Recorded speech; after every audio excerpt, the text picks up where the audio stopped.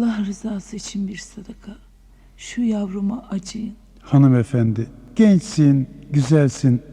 Taşı sıksan suyunu çıkarırsın. Utanmıyor musun? Bu yavruyu da alet ediyorsun. Ah ah.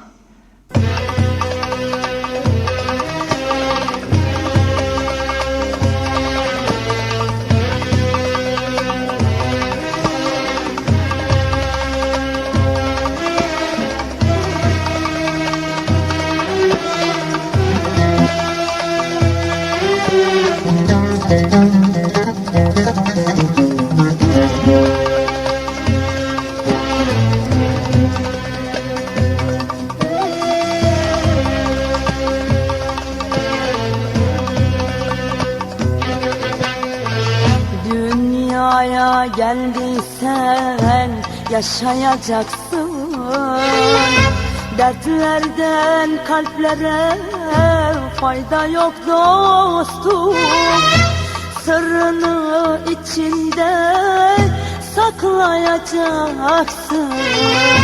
Kimseden kimseye fayda yok dostum.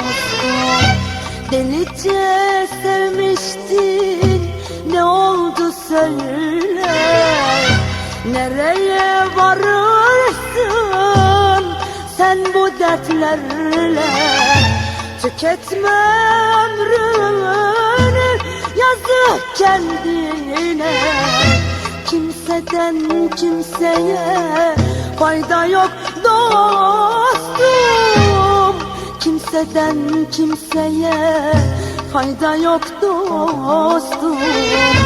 Kimseden kimseye fayda yok dostum.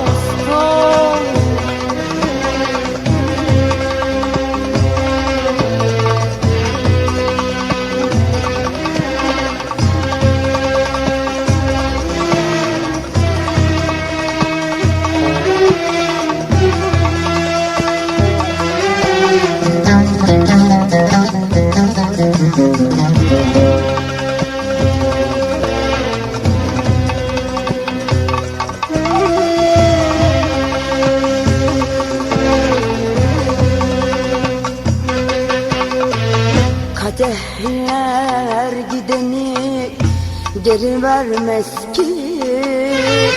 Gençliğin gidiyor, geri gelmez ki. Seni senin kadar kimse bilmez ki. Kimseden kimseye fayda yok dostum. Mutluluk neyse sen bulacaksın. Dertlere tekmeyi sen vuracaksın. Dünyamı yeniden sen kuracaksın. Kimseden kimseye fayda yok dostum. Kimseden kimseye fayda yok dostum. Kimseden kimseye fayda yok dostum.